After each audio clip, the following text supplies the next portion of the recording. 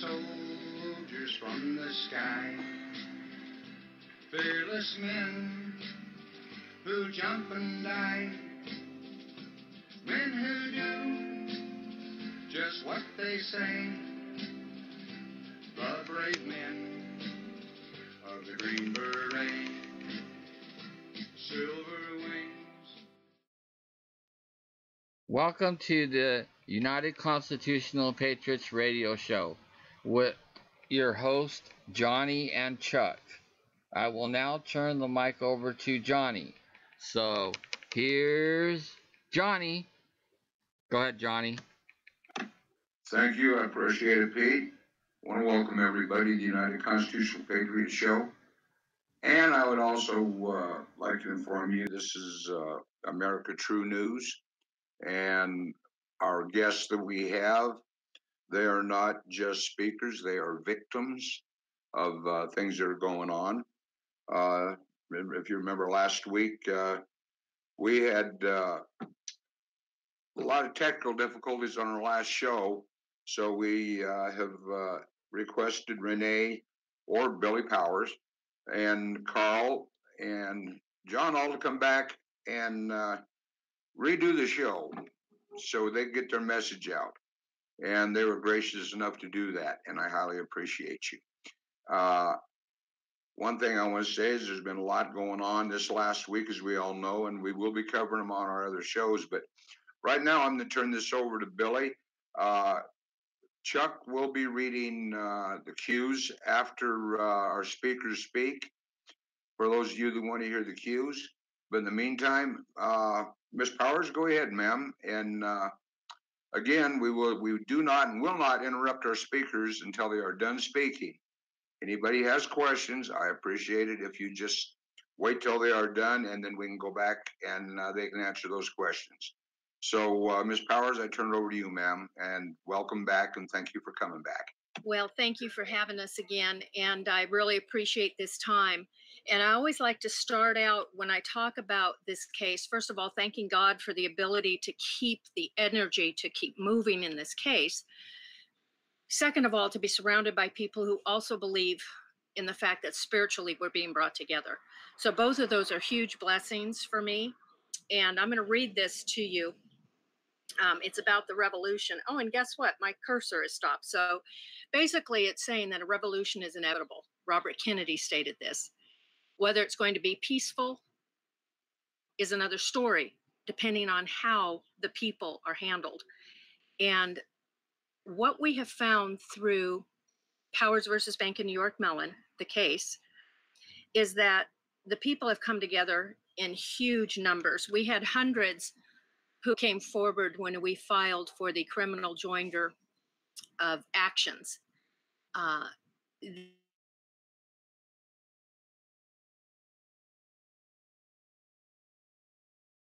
They explained how they'd been victims of these same financial crimes against humanity. And as we have gone forward with this case, the one thing we do unequivocally know now is there are no loans out there. All debts are prepaid. And Carl, who is the wonderful man who came forth and has become my friend, has spent 25 years in research, approximately the last 8 in nothing but financial crimes. I myself have spent the last 11 years protecting my home and my estate. And currently, as of September 21st, 2017, was viciously locked out of my home through a SWAT invasion of the sheriffs, other agencies still yet to be named, helicopter with assault weapons and bullhorns, come out with your hands up. My plight started back in 2007 when I thought I had a loan to purchase my home, put it down $510,000, and soon realized the fraud that was being perpetuated against us. You know, as one of those that Countrywide said they couldn't help unless you were 3 months behind. When I contacted them after having identity theft and bank theft, I had $10,000 stolen out of a bank account by a teller. And I just called to ask for help. And that 3 months behind is what started the foreclosure horror nightmare with me in 2007. I had not filed any lawsuit until August of 2016 because I truly believed in our justice system. I believed that by proving the fraud, by showing the forged documents, that I would actually get the banks to listen or the servicers to listen or anyone to listen, because we assume when we have yet to have been victims of this justice system that there is justice. And what people are rapidly finding out by the millions, meaning in 2014, there were over 18 million foreclosed homes. That was enough for every homeless to have 6 homes at that time. So right now, this week, they've announced that foreclosures are on the rise again. And what we have to share is that not only are foreclosures illegal, they're being done, they're actual financial crimes against humanity. And I would like to bring Carl in to explain some of the banking actions that we've brought forward under 12 USC and why it's so important that we abolish the bankers. I've made friends now with people in Australia, Ireland, other countries who are going through the same exact pattern of fraud against them. Australia, though, right now actually just had their Royal Commission against the banks, meaning that they have a senator who is actually stating that he would like to see bankers abolished globally and go to jail. So it's not just us here in America, and our case, Powers versus Bank of New York Mellon, has been shared at different commission hearings in different countries, showing how we've very seriously brought the crimes against humanity right into the courtroom and proven that these bankers have no authority to operate within the several states. All debts are prepaid. There are no loans. There is no collateral deposit being created in 100% cash that's required, even if they had the authority. We find it's all being done on paper. It's all fictitious document entries, book entries. So connecting globally and with one mission in mind, to abolish the bankers. Iceland did it. They abolished the bankers, they put them in jail, and they bailed out their homeowners. We can do that too. It's not hard. It resets everything. It helps the homeless. It helps our healthcare. It helps our communities. It brings health back in every aspect. And it stops people like myself, especially women with children, being locked out of their homes with illegal documents, with fraud upon the court, with the unlawful detainer judges, unlawful detainer courts actually working in unison with these foreclosure mill attorneys. And it's happening, and we have proof of it. And you can't deny it's happening anymore because too many know about it. These crimes against humanity include identity theft, human trafficking on paper, drug running. These last fires, the Holy Fire, my home is central to that, and the fire department used my home as ground central up behind it. And the crooks who stole my house had a huge gate lock and deadbolt put on the gate, which fire code requires that I do not do that. I have a keypad entry for them. But this company, without care for my personal belongings, my property, locked even the fire department out. They had to use heavy bolt cutters to access this.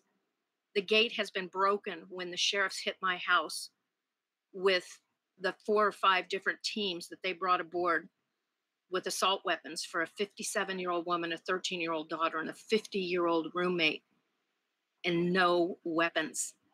Folks, this tells you that there's money being made somehow in exorbitant amounts, because the cost to bring a helicopter and all that manpower to lock out a woman, a child, and a tenant without any weapons, and to demand coming out with hands up with guns pointed towards the house and lasers clearing the house as they run through like a military team.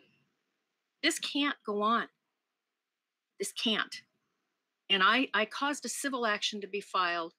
And then because of my meeting Carl and because of his research, we brought the criminal actions forward. We also found that the attorney I was using was being somehow threatened and was not handling my case. She was throwing my case. So with that said, Carl, please come and let's give some information regarding the financial laws that Congress has in place. And their intent is very clear. We are not to have a foreign invasion of bankers usurping our country through peonage and debt slavery. It's got to stop. Carl, come on aboard, hon.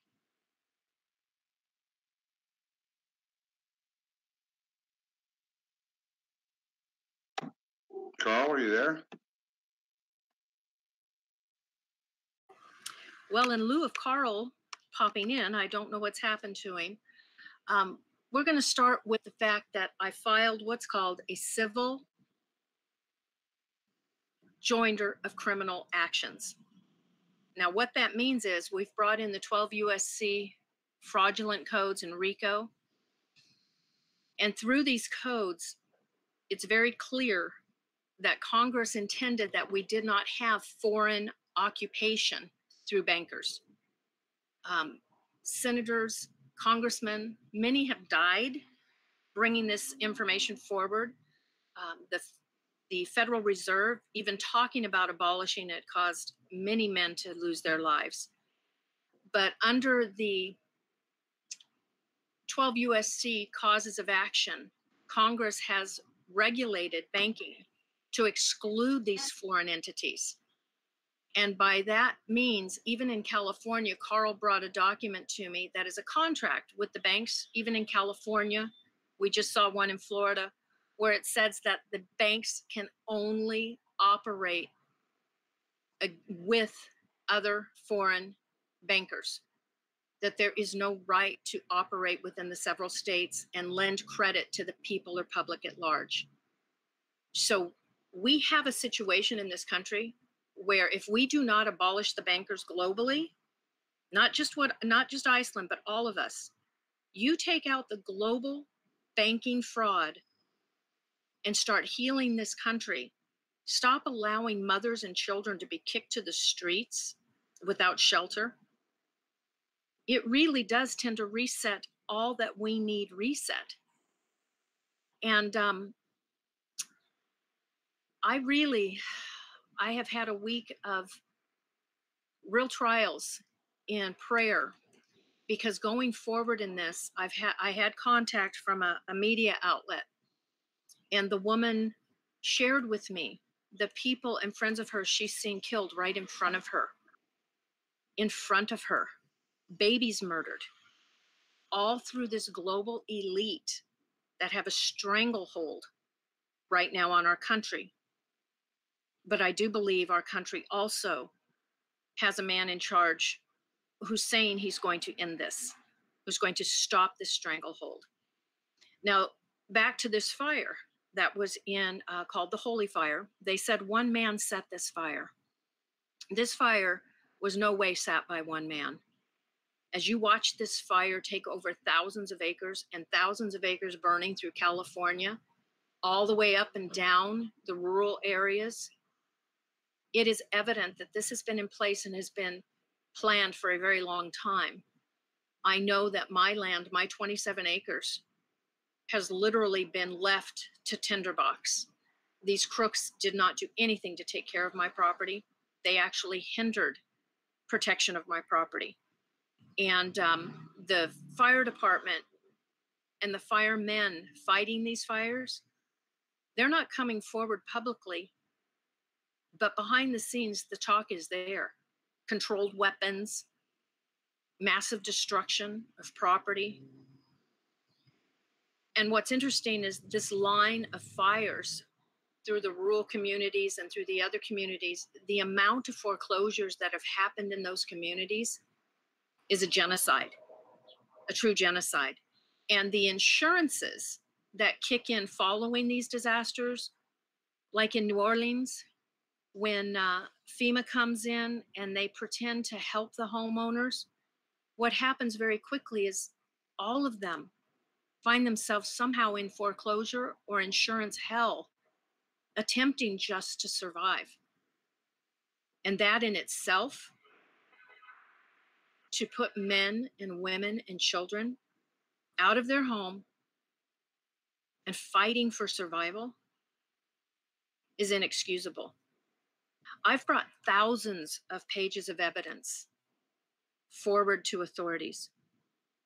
I found out in 2008, the FBI agent in charge of mortgage fraud in Orange County, California, from 2008 to 2012, when I met him by phone, I've never met him in person, he had just come off a case. Now, mind you, that's a long time to be on a case, undercover, acting as a millionaire to stop crimes, financial crimes. And what's interesting is when that case was settled, after 4 years living in Newport Beach, California, undercover as a millionaire, there was only $100,000 in play against a pastor and no serious jail time. But yet this man on our buck spent 4 years undercover, going to the best restaurants, hobnobbing with the very criminals as such that I've brought a case against: the Bank of New York Mellon, Bank of America, Select Portfolio Servicing, Quality Loan Servicing. These names are very well known to many who have had their homes stolen. And they're criminals. They come in knowingly with false documentation.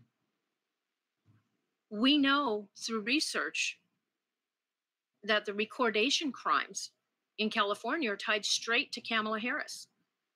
In 2013, I was one of California 18 who sent via CJ Holmes of Homeowners for Justice.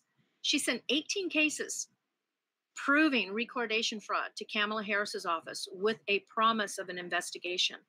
A year later, not only did we find out there was no investigation, but in March of 2014, the Inspector General Michael Stevens of the United States put out a report that the FBI and the Attorney Generals had none of them done any investigations into mortgage fraud. And when I say mortgage fraud, folks, this isn't mortgage fraud anymore. This is financial crimes against humanity at its worst. This is the biggest Ponzi scheme ever released upon our country. And these congressional regulations have been on the books for 100 years. How do they get authority? They don't. But what happens is, under the Basel Accord, it's an organization. It's like a AAA for automobile owners, except this is the financial industry of the world. All of them sit in this organization. Like I said, it's like a AAA. They have their own mandates, their own procedures. And these are the men who are CEOs of big banks. They end up on the boards of the Federal Reserve, of the OCC, of the CFPB, of the SEC.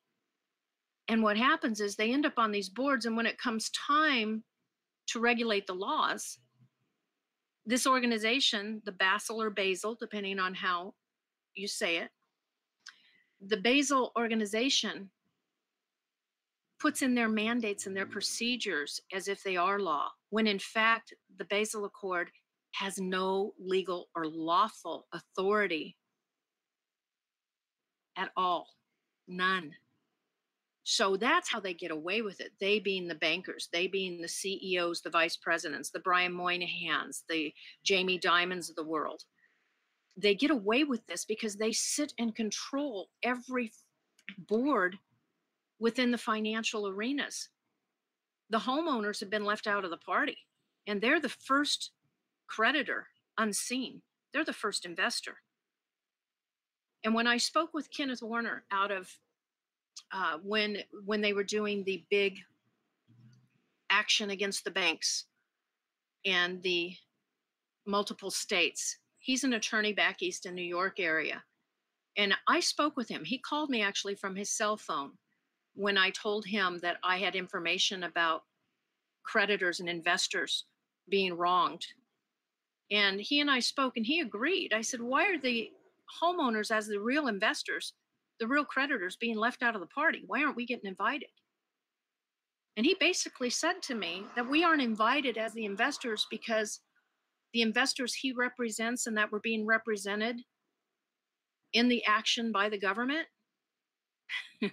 were investors that we'd have to sue.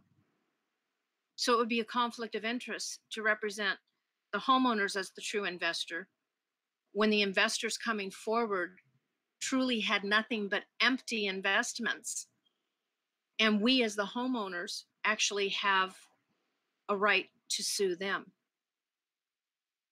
It's very interesting to me that we have a case right now that has hundreds of thousands of people watching it across the globe, and mainstream media won't even talk about it. And I was told by this same woman who discussed with me having friends of hers murdered right in front of her.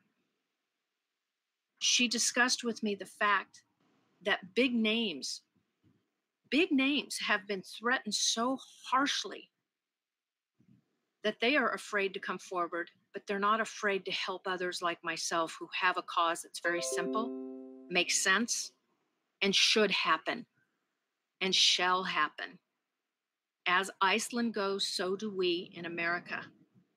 Indict the bankers, bail out the people, the citizenry, the men, the women, the Americans, and end this debt peonage and debt slavery that has a stranglehold upon us, that's destroying our families.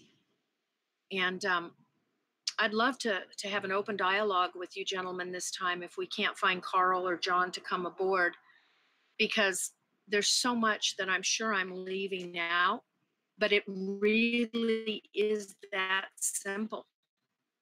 Bankers. And Q spoke eloquently also about the Federal Reserve being abolished, and abolishing the bankers and the peonage and the debt slavery, and stealing a man's home and laundering it. As I was saying, Kamala Harris,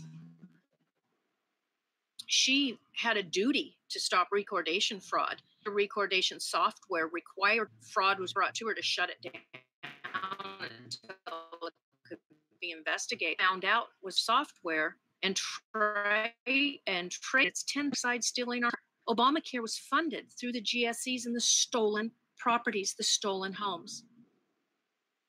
And the liens that they say they put on these homes that they have secured, they're not secured liens. The lien is actually a collateral deposit, that collateral deposit that has to be 100% cash that they're required to lien, not the property. So when the bankers and servicers come in with a notice of trustee's deed or a notice of trustee's sale, that document clearly states to bidders to beware that they're bidding on a lien, not the property. And that lien they're bidding on is not qualified in that document. It's supposed to be qualified and written in that document as to have transparency, but none of it is, because you know why? The banks do not want the people to know that there is no lien on their home, that lien is actually a 100% cash collateral deposit required with any credit extended. And the fact is that the banks can't extend credit to the people or the public at large, only to other foreign banks, to other foreign entities. So how are they getting away with it? Because they've been allowed to for the last 100 years. Not because the law don't need new laws. We just need congressional intent followed, and for the sheriffs and the police and the local municipalities to stop participating in these crimes. Tony Rackauckus not only participated by ignoring me, Sharon Hutchins, the sheriff, I begged for help. I begged for protection. Her own deputies were trespassing upon my property in cell tower trucks. The day I was attacked, I've had 2 SWAT teams attack my home. I've been attacked in the land records department by 3 sheriffs. We've had more deaths, suicides, destruction of homes due to these foreclosures, and they're all illegal. There is no authority to foreclose. In California, though they call it a non-judicial state, there is nothing that can proceed against residential real property in a non-judicial foreclosure. Under the Fifth Amendment, we have a right to ears. We have a right to be heard. We have a right to present our arguments and our proof and evidence of theft against us.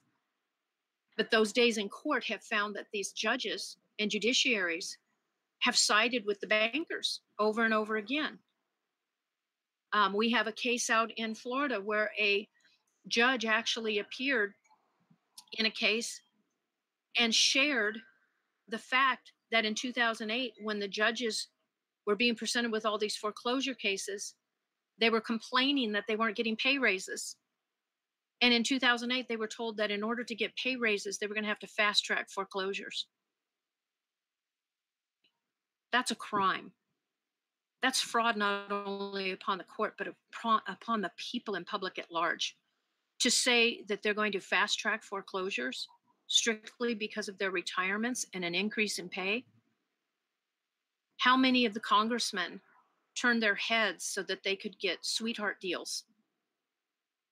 Why is it congressmen come in making anywhere from $90,000 to $170,000 a year, but yet are worth hundreds of millions of dollars when they leave their position? It's because they know the truth of how money works. And they know that there is no money, that it's all credits. And that if the American people actually knew how banking worked, there would be a revolution. And as we are learning, we are the peaceful revolution in Powers versus Bank of New York Mellon. Under www.abolishthebankers.com, we share all of this truth, all of these actions and evidence of the fraud against the people.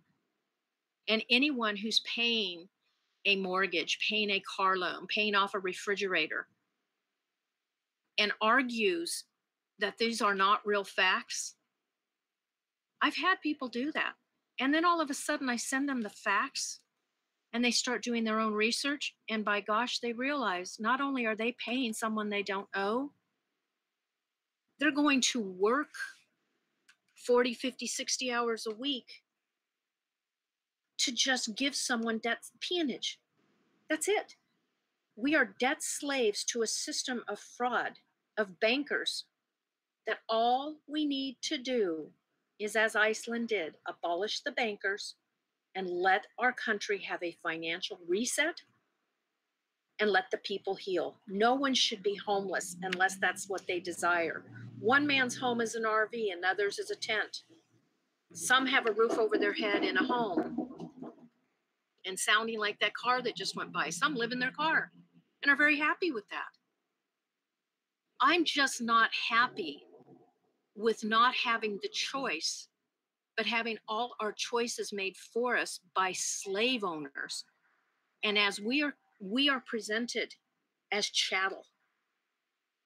Under the Metropolitan Buy-Sell, Carol Keene, I came in and did research with her, but she had been on the Metropolitan Buy-Sell information for much longer. And we proved that the homeowner is a member bank, first of all, under congressional regulations, but that the homeowner going in is the buyer and the seller. And that's a fact. Read the Metropolitan Life Buy-Sell settlement, the lawsuit. It comes out that under insurance, lives turn into livestock under the Agricultural Act.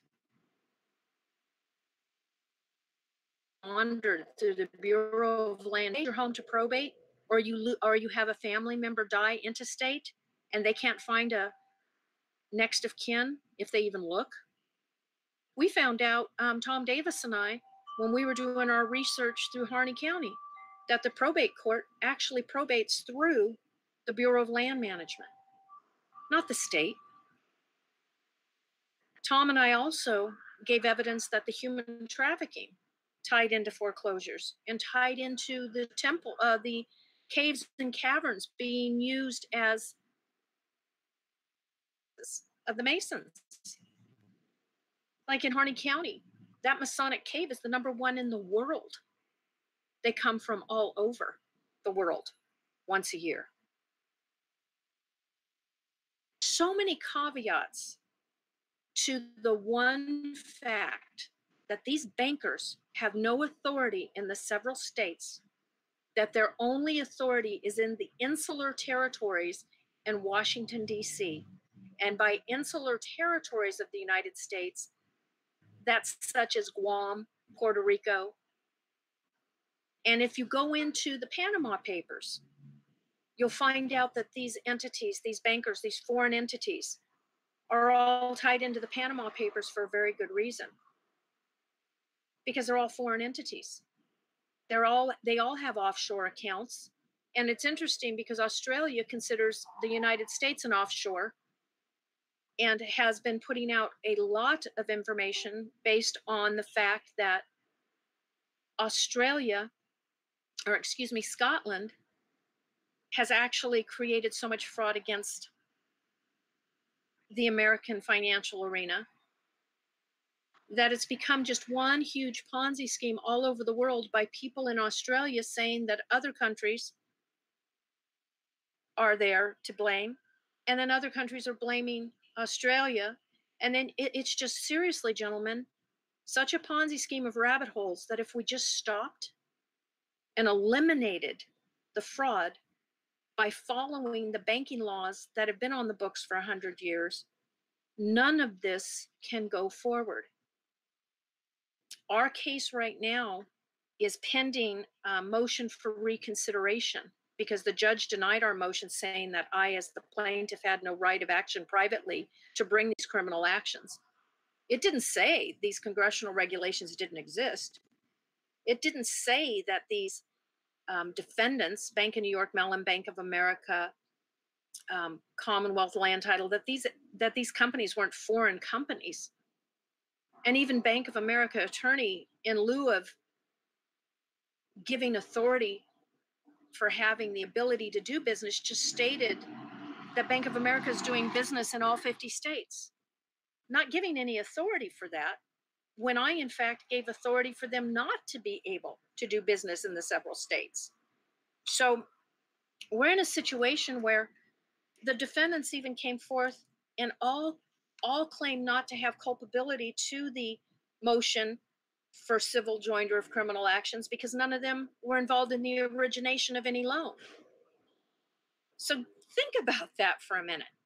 I've got defendants who I file a civil joinder of criminal actions based on congressional intent that foreign bankers have no ability to act or do business within the several states and lend credit to the people or public at large.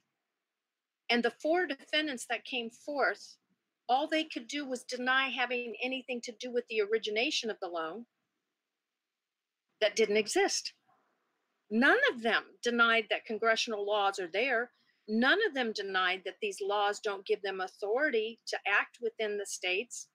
None of them denied that there was fraud going on. And in fact, Judge Carter, who was the judge on the Lehman Brothers case and Standards and Moody, recognized that fraud had occurred, recognized that people lost their homes to fraud, recognized that people who didn't owe a dime had their homes stolen. He also told stories of a Ponzi scheme.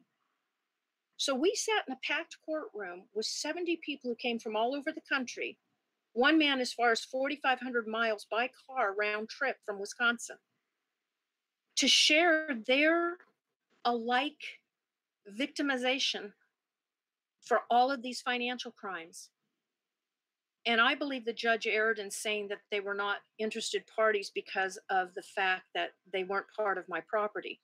Well, as interested parties and witnesses to crimes, I could bring them forth just as witnesses to crimes as interested parties. But I do know that it hasn't stopped. We did file a motion for reconsideration. I filed a motion to remove my attorney I fired who refused to leave the case after sabotaging it and after quitting the day of court on me.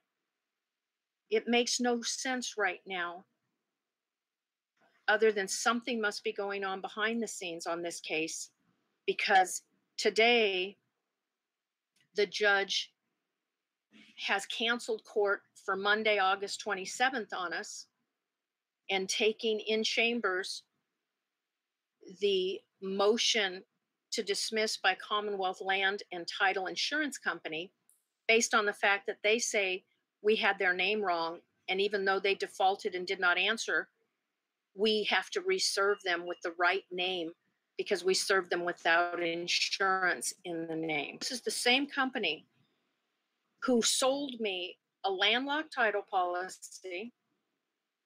And when I contacted them with proof and verification of a forged grant deed, it took me 2 years of going to the California Insurance Commission and going to other agencies, 2 years to get Commonwealth Land and Title Insurance Company to hire me an attorney to get easement on my property.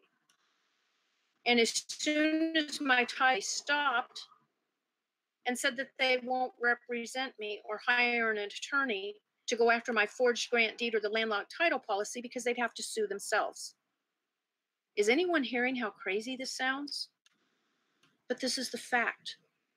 The fact is we have an attorney by the name of Stephen Daly who lied to Judge Carter, saying my home had sold to a bona fide purchaser when it hadn't, and Judge Carter caught him. But yet that attorney's still allowed to come back into that courtroom and utter continued fraud.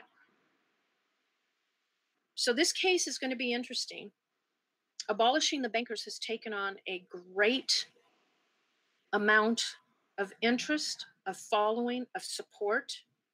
But as this gal from the media told me the other day, she said, I had a feeling you were a real woman when I was recognizing you weren't getting the traction through the mainstream media that this case deserved.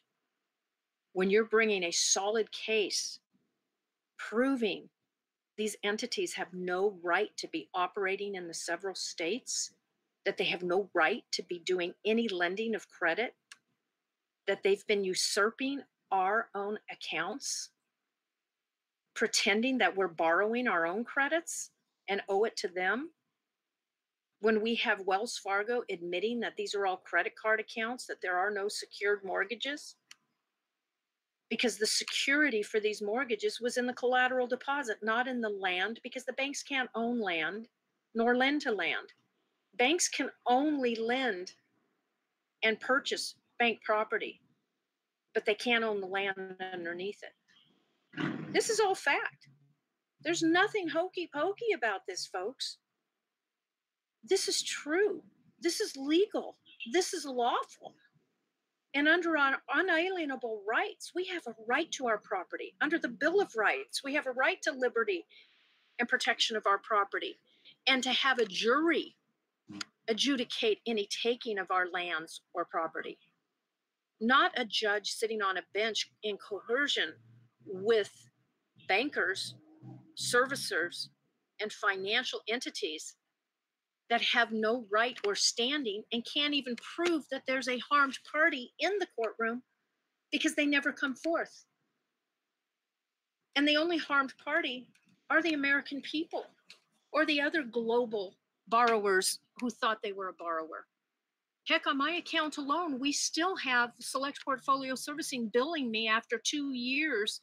On August 8th was the second year when they said they did an illegal credit bid on me and took my home and locked me out in September 2017.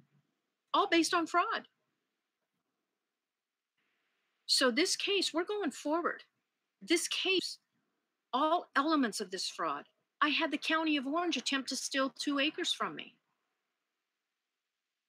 I have a cell tower on my property that was given illegal easement with a forged contract that was notarized 5 days before it even supposedly existed, but the judge still allowed them easement onto my property. And the sheriffs actually gave them easement I didn't have and allowed them to cross across land that it wasn't mine. You're hearing a woman speak to you who on September 21, 2017, almost committed suicide because of all of this, because I knew that the only traction was going to be for my children if I was dead for a wrongful death suit, if not for my youngest son, who cried huge tears down my body, standing over me.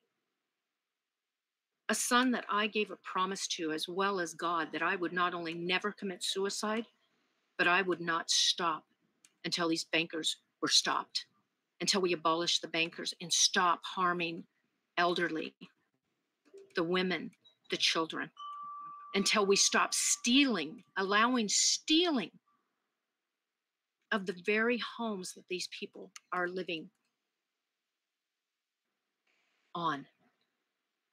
There must be some way, there must be someone who actually hears this knowing.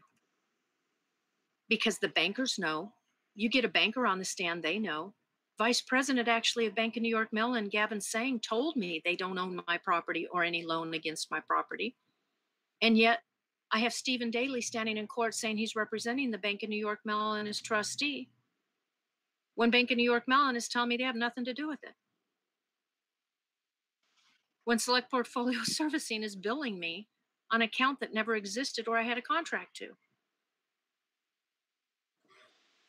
Someone listening knows someone who can stop this. Someone listening knows someone who will get this out to the mainstream media. Okay, mainstream media is owned by the bankers too, I know that. But somehow, some way, we've got to stop allowing the murder, like of Jenny Moore, of our people who come forward as whistleblowers. I'm a registered whistleblower with the Securities and Exchange Commission, with the Treasury. I've given proof to Stephen Mnuchin, who stole one of my homes in San Diego, by the way, back in the day. I was one of those 36,000 he stole. I gave him the evidence of all the crimes. I've given the Treasury the evidence of finding the account that was being, an account that was being and pillaged on behalf through the Internal Revenue Service of almost $3 million. And their only excuse to me was all the time and goes overseas, so they have no jurisdiction. That's the quote from the worker at the IRS when I found that almost $3 million had been taken out of an account that I didn't even know existed. I sent all that evidence to Kentucky, to the IRS Criminal Division. I gave the proof. I gave the proof and have under seal a federal employee who is coming forth to testify that the 1933 Banking Act, not only is it real, but that it also proves, and she has the documentation, that our accounts as the creditors at the Fed window pay everything off at closing. There are no debts.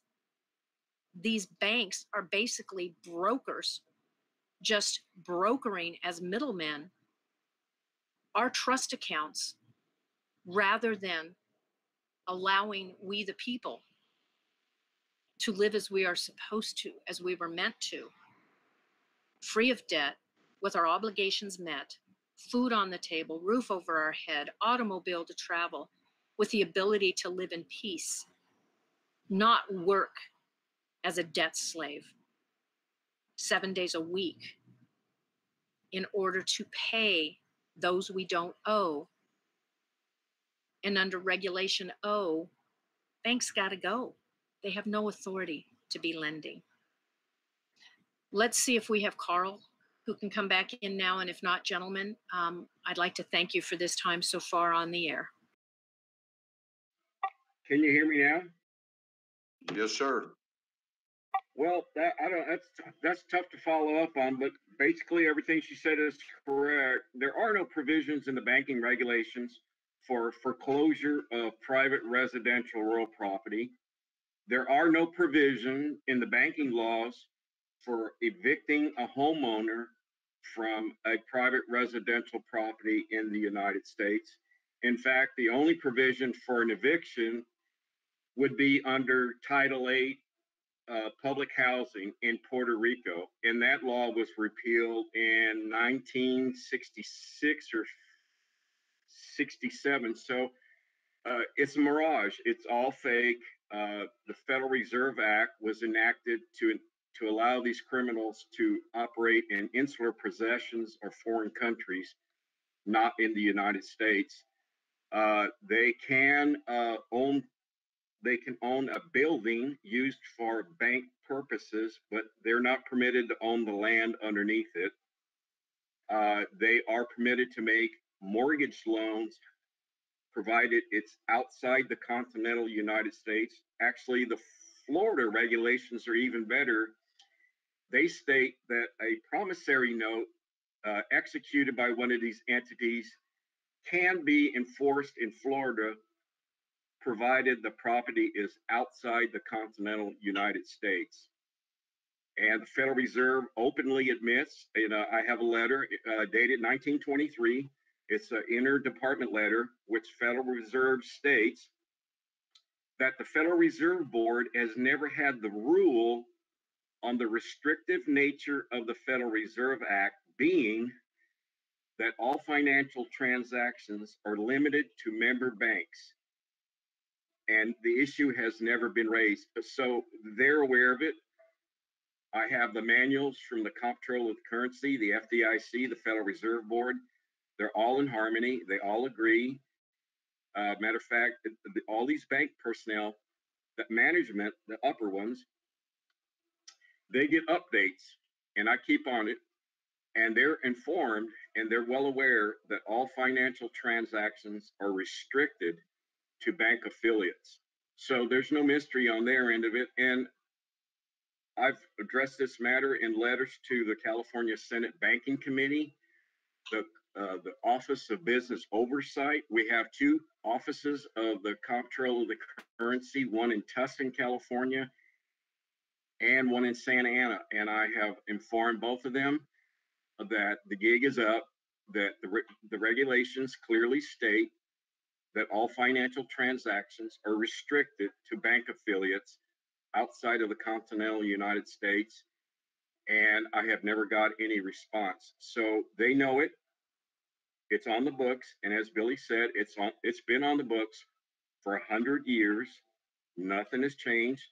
I've taken the trouble of rounding up the 1913 provisions, photocopying the page and comparing it to 2014 regulations. It reads word for word. It's all foreign banking. All credit from a member bank to an affiliate bank has to be secured by a collateral deposit of 100%.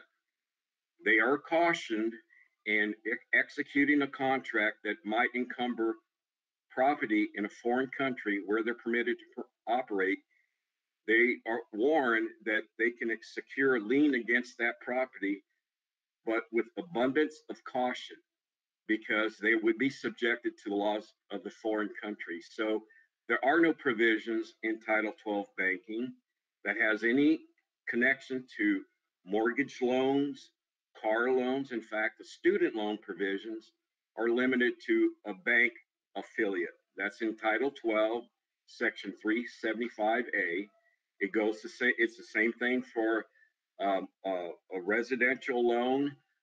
They clearly state that they can own residential real property, provided it's outside the continental United States and it's for a bank affiliate. And it has to be under lease provisions. They can own the building, but not the land. So it's consistent. There is no deviant from any of it. They all agree. The CEO of B of A, Wells Fargo, Citibank, they all know it. As a matter of fact, I have a Supreme Court decision in 1987 where the Supreme Court clearly states that these entities created under the Federal Reserve Act are not permitted to conduct banking in the several states. They have no authority to contract with anyone in the several states, and further restricted by the fact that their affiliate transactions have to be secured by a collateral deposit of 100%. Now, the penalty for violating that banking provision is severe. If they fail to secure a deposit of 100% in cash, then the borrowing entity is only liable for 10% of the contract. Now, if you do the math and they deny they don't have your collateral deposit on your home mortgage loan, and several people have requested a copy of it, and so far they haven't been forthcoming with it. But under that provision, a $500,000 loan on a residential property would be reduced to $50,000. That's not a bad deal. Yeah, hey, Carl, I got a question for you. President Trump is bringing the Federal Reserve back to the United States. Does that mean that that will pull us away from all of those banks that are involved in this? Now, President Trump is doing what? He's pulling us out of the Federal Reserve Act? Yes. Well, that's kind of a dicey question. First of all, I'm not sure President Trump is fully apprised of the limited nature of the Federal Reserve Act, but it would be a move in the right direction. There is a provision under the Act that the Federal Reserve Board can receive any payment from the government of the United States towards any perceived obligation on the part of the government, which means we as a people could simply mint a coin out of brass, copper, or tin or whatever and present it to them as full payment. And under that provision, they would have to accept that as full payment. Okay, because I'm curious on how that works. There's been a lot of talk about it lately. Of course, it's not being covered on your fake news medias, but there's been several videos have come out to where he's been talking about it, and also other politicians been talking about it. So I was just wondering how that would affect the people in the United States. Well, let me opine here. If you think about it this way, the funds, the credits that are sitting there in these accounts belong as the people own the beneficial interest. And these accounts sitting there at the Fed Reserve window, if in fact the president is bringing that back to America, meaning that he is going to allow the people to access that which is theirs without the broker in the middle, allowing those funds, essentially that are retirement funds for somebody getting up in their late 50s, early 60s, my age range, we have the ability to say that's a great thing. But if in fact he's going to bring the Federal Reserve back to America and not give the beneficial interest to those who it belongs to, being the American men and women, then that won't be a good thing. But I have prayed and I have hoped that this man who realizes how business runs can see that this business platform is actually a brilliant platform. It's like giving every man and woman through their birth certificate an investment of which, if they're good with, they can retire very peacefully or use sparingly or use as need be to take care of their needs. So is it a good thing? It will depend on the inclusion of what he is presenting. Is he presenting to give it back to the American people where it belongs, these credits, these accounts? Or is he still going to allow the usurpation or some variation of both? Because quite frankly, think about this. You know what you believe you have in the bank today. If you have $100 and you have access to it, that's wonderful. But if that $100, all of a sudden you have to have somebody in the middle that you have to have go get it for you, all of a sudden now you're beholden to somebody in the middle who you have no idea whether they take it, whether they keep it. So it's the same thing. These accounts at the Fed Reserve that are our beneficial interest have been stolen by these bankers and these brokers who go to the Fed window through the back door. And the back door had to be set up to indemnify the Treasury, the Federal, Reserve Board. And because they had to be able to indemnify themselves, the back door was left open for these crooks to walk right on through, and nobody stopped them. So Congressman McFadden, if you Google his speech in 1932 on the floor of the Congress and read what he said, question Donald Trump and ask President Trump, you promised that no American would go unhurt again. Well, I am a woman telling you, before the SWAT team locked me out of my home and begged for help for the American people and my family, I have been unheard. But hear this, there's always room for error when a man is learning the truth.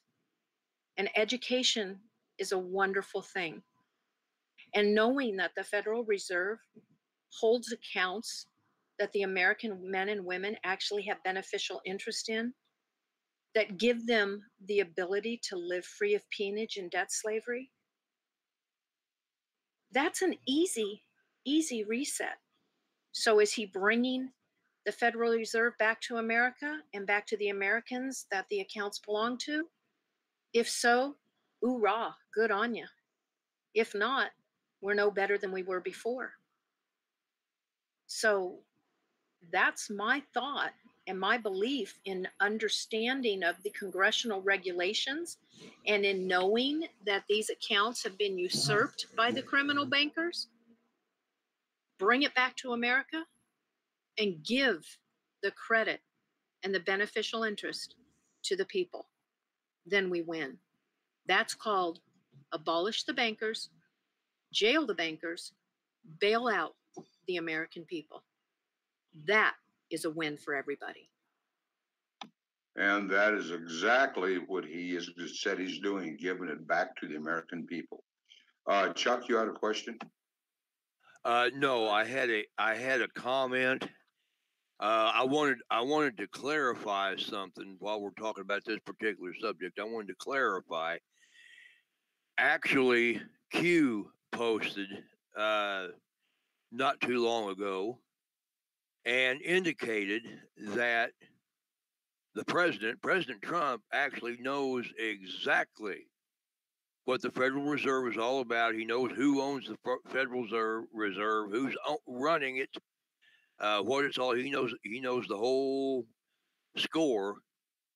And very simply, what Q has posted is that the president has a number of positions, if you will, on the Federal Reserve Board, I believe, including chairman, but he has a number of positions on the Federal Reserve Board that must be filled. And so what the president is planning on doing is he's planning on taking complete control of the Federal Reserve so that they no longer have any power over us. And in fact, that's exactly what Q posted. They will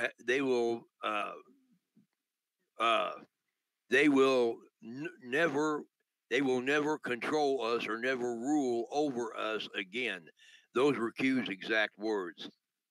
And you know what? That right there is why we came forward with this lawsuit and demand for criminal indictments against the bankers. And Judge Carter has the ability right now to do the right thing and to actually send this criminal part of my case up to the Attorney General for a qui tam, because we have enough people who've been harmed and injured in this country alone to create enough credit via the fines and criminal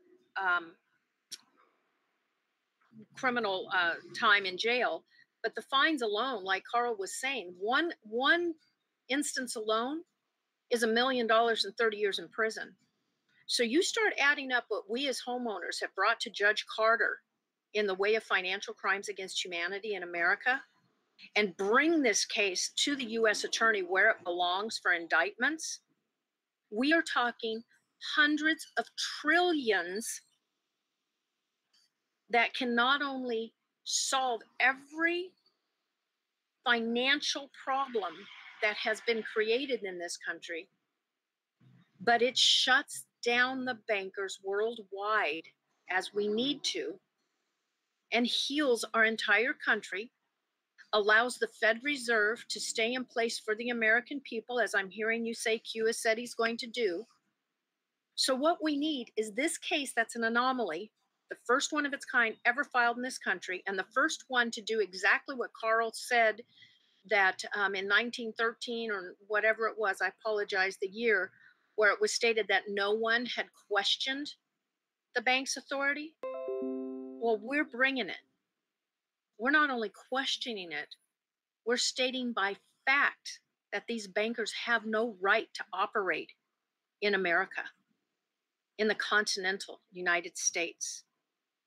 And in fact, Powers versus Bank of New York Mellon requires that Judge Carter sends this up, as he promised if fraud could be shown, to the U.S. attorney and demand those indictments. So if we have someone listening in California who really can make a difference, this case taken, key tam, to the U.S. attorney, has the ability to show the accounting of the fraud, of the violations worth hundreds of trillions. And I also have a man who is in conversations with me, who is an auditor, who did audits against the criminal settlements against the banks.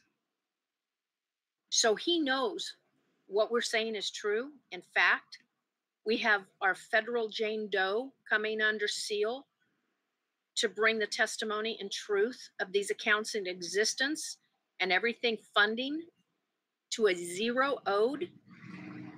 And remember, if you listen to the Wells Fargo hearings, they were very key. This is all created fake accounts, fictitious, unsecured debt as credit cards.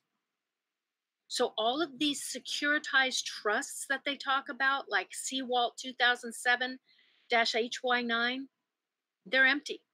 They never held anything because they were created to hold the collateral deposit accounts, not to hold property, but collateral deposit accounts. And none of them hold them. So I am thrilled to hear our president, who we have to know gave up a very good life to come and help the American people. He and Melania, I mean, she's a beautiful first woman. She brings grace and beauty back to the White House. There is no doubt in my mind that this couple gave up a lot to represent us. And I am thrilled to hear you say that he knows that he's bringing the Fed Reserve back to the people. And I beg him, as the American woman, to get Powers versus Bank of New York Mellon up to the U.S. attorney. We have hundreds of people who have sent documents in showing their crimes against them. This case is ready. It's ripe. It has everything needed to indict the bankers. Let's do it. By the way, just to let you know, very often the president does listen to our show, so there's a very good possibility that that the president of the United States is listening to this show right now, or will. So you can consider, you Billy can consider now your voice has been heard. Well, you know what? God bless this man and this woman for taking and going to the White House. And God bless him for hearing me as the woman who has had every memory stolen from her family in a SWAT raid that stole everything right down to my underwear, who had to have her young son rescue her from suicide, who is not an anomaly, but who is the voice of millions of people in this country who have had their homes and their lives ripped from them by these criminals. No man, no woman, none of us shall go unhurt again, was the promise. No American will go unhurt again. So if what you just said is true, and I'm sorry, it brings tears to my eyes, because I have spent 11 years of my life lost to my children, because I am not the woman I was before being attacked, before being held on the side of the highway as my car was stolen from me. And I was left in a parking lot in the rain with 3 dogs and a vacuum and 3 bags of my belongings because my car was stolen off the highway by these pirates. We have to end the debt slavery. We have to bring peacekeepers back to America. We have to bring honor back to our men in badges, which means we take away the revenue agencies from them. These men and women should not be out there to collect. They should be out there to protect and peacekeep.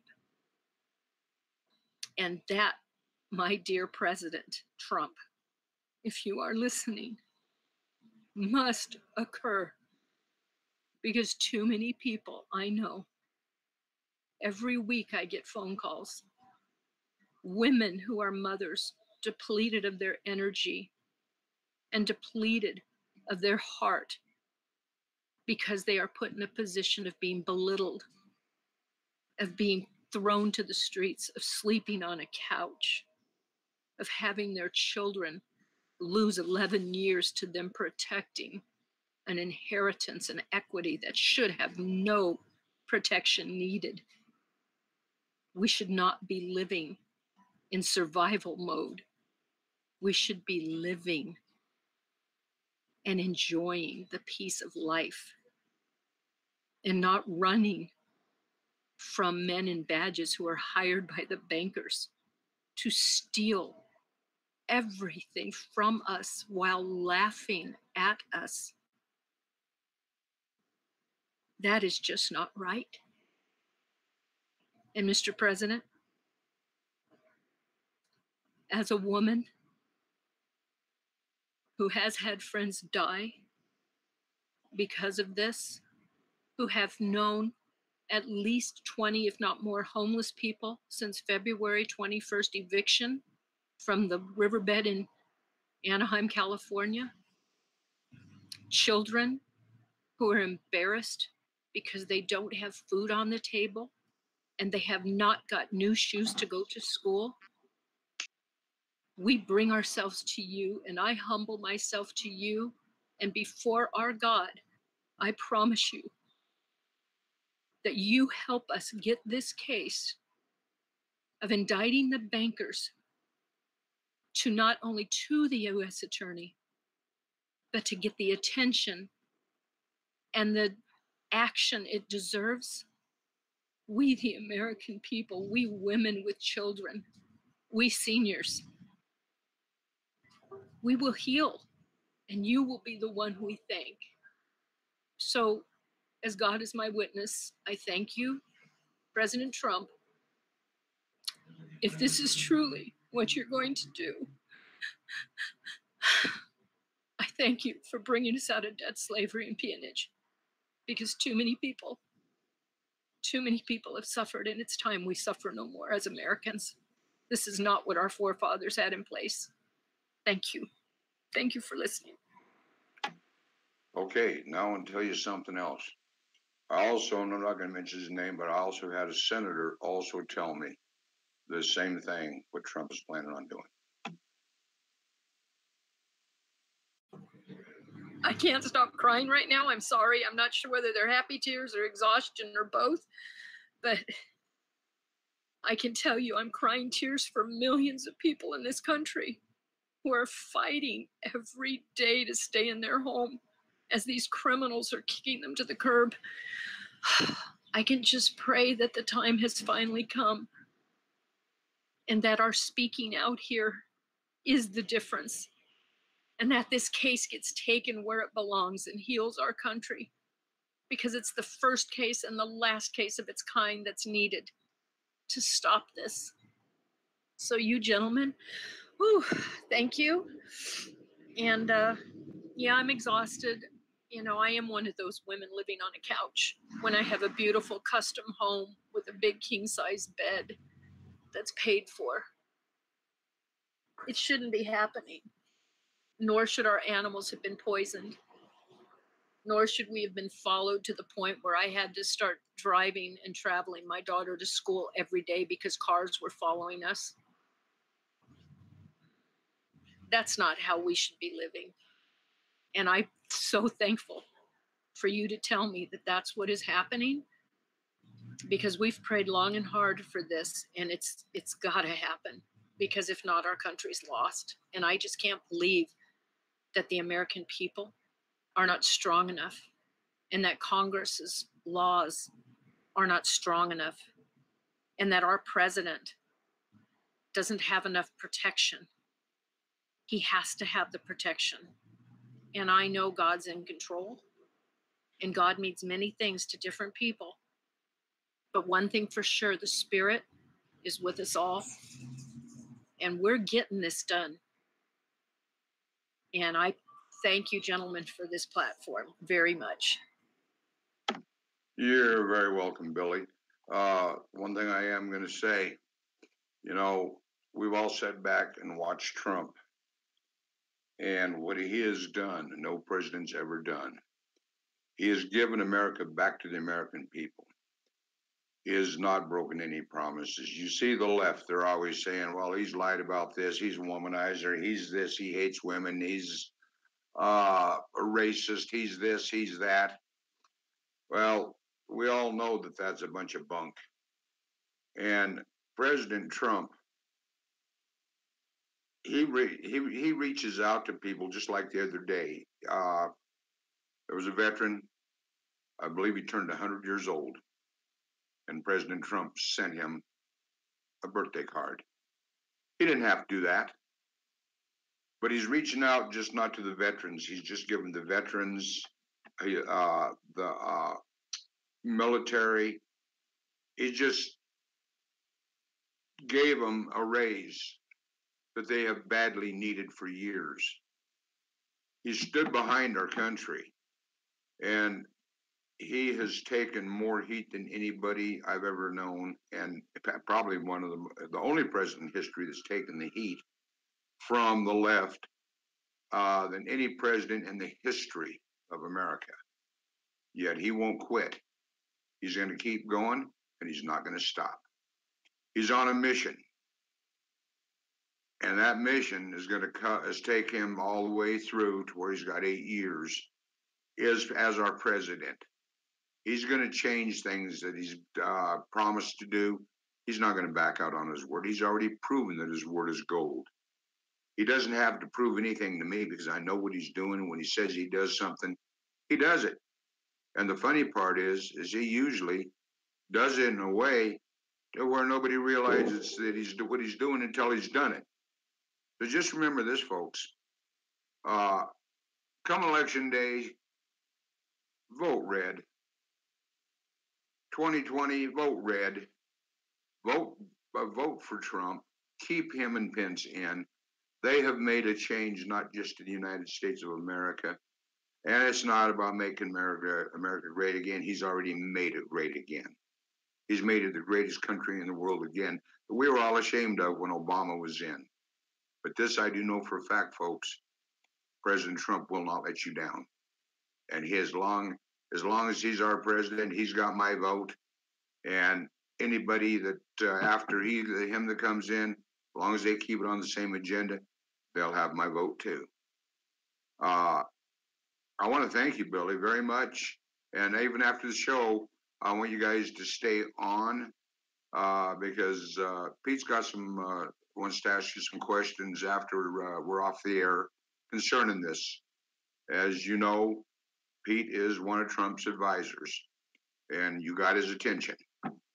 And I want to welcome, though Tom, he just finally got back in. And before Chuck does the cues, if anybody has any questions for Billy or Renee, I call her Renee, she calls her Billy, they're both the same person, or any questions for Carl. One at a time, I'm going to go through this so we don't walk on top of each other. Ask your questions. The only stupid question is one you don't ask. I've always believed that. And Carl, I want to thank you very much for the information, very informative. You guys are always welcome on this show. United Constitutional Patriots Radio is proud to have you. And I believe, Billy, you're going to have your prayers are going to be answered. And I don't think he's going to be very long in doing this because when he brings something up, he usually gets it done right away. So I'm going to start with Chuck. Do you have any questions? Well, no, I don't actually have any questions, but I just wanted to. All I want to say is I just want to let Carl know that my colleagues and I here at United Constitutional Patriots happy to have been of service to you two and to be able to bring you onto our show and get this out. I believe it's going to go out in a big way now because we do have a rather sizable listening audience. And as I said, the president our show either when we're doing it or he listens to it later if he happens to be busy. Pete is one of his advisors, and so you can trust that your voice at long last has been heard, and we're very grateful to you for the opportunity to help you out here. So that's all I wanted to say at this point. Okay, thank you, Chuck. Greg Clark, one of our sponsors, great guy, pushes us heavy, gets the word out to all of his listeners, has his own shows. Very good friend, very valuable friend. It's a man that I'm honored to call a friend. Greg Clark, Greg, you got anything you want to add to this or speak on from Billy or Carl? Well, I just want to say, Johnny, the honor's all mine, and especially I'm honored that Billy can come on here as well. And this is like the biggest thing in the last 2.5 years as people have been doing the gotten big into social networking, and it just keeps coming round and around again, the globalist bankers. And I think this is such an important show because for the first time, I think we see what the really the core issues and problems are in the banking system. We all know, the nefarious plans of Soros and Rothschilds and the bankers and the Illuminati and the satanic things that they're into. But I think this show, more than anything that I've ever heard, is really defined and gotten at the core of these banking issues that I don't think 99% of the audience out there really understand. So I don't really have questions. I'm just very grateful, and I'm going to digest all this and try and share it with the social networking community out there. That they can better understand it and they can start making their memes and they can hopefully bring some influence and, because together we have influence. It's always about where we go one, we go all, and so I really don't have questions. I just really want to say thanks and thanks to both of you. You've both been just such a blessing in my life, and so that's all really I had to say about it. Is and hopefully we can have you back because I know this is going to generate a lot of interest. So no, I just want to say thanks. Okay, Tom, you're muted. But is there anything you want to say? Howdy, Renee. You did a Hey, great. Tom. What I heard, you did a great job. But I've been watching that platform for a while, where you put your articles, and I've been busy. Remember refuge retired employee that was caught for cattle theft. Yeah, very well. The one the FBI was going to have as their gold star witness said he seen Shauna with a pistol, which she never had. We just caught him messing in our cows. So that's where I've been. And taking care of business. The sheriff's handling it. Dan Jenkins, the one that did this, the one I was telling you about that quit the sheriff's office because they just slapped his fingers. And he had verifiable evidence of him stealing cows. Well, he's tickled pink and happy because he wants them. I won't say what word I'm going to use, but that's where I've been. So I missed your show, but I've been watching you, and we've been good friends for a long time. But you did great, and you got a place to go if you ever need to get away. Well, I want to add to what Tom just said. He and I spent a lot of time with people during that Malheur Refuge incident, and it was about researching land grabs and overreach of the government, and the fact that the Bureau of Land Management actually is a foreign entity itself out of Puerto Rico. And what we found was that everything led back to the dollar sign. Everything from human trafficking, the Shanghai tunnels. Actually, we connected, and through a friend of mine, Robert Crooks out of Nevada, we found that these tunnels connect all the way under, even into Nevada from Oregon. And so this thing about the Uranium One being such a big story, my opinion, based on research, not just on opining, but based on facts, not only led to the bankers, but led to the fact that the human trafficking was the element, not Uranium One, because you talk to the Indians or you talk to those who have the caves with the Uranium One on them, they seal them because it's so toxic.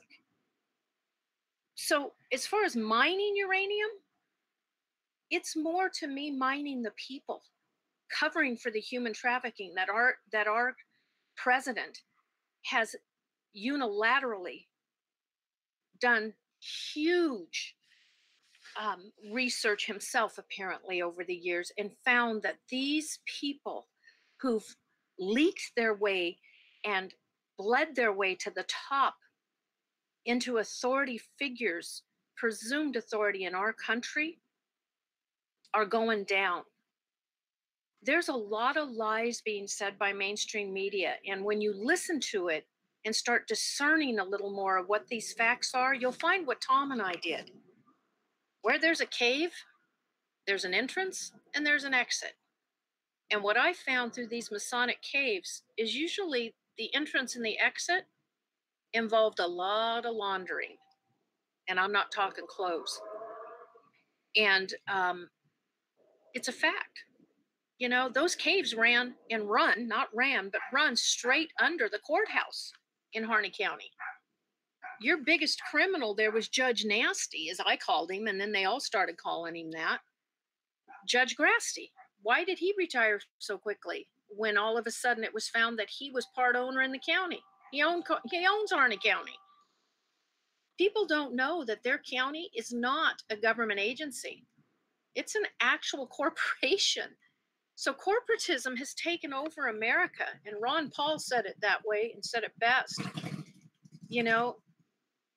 We can't allow corporatism to steal America.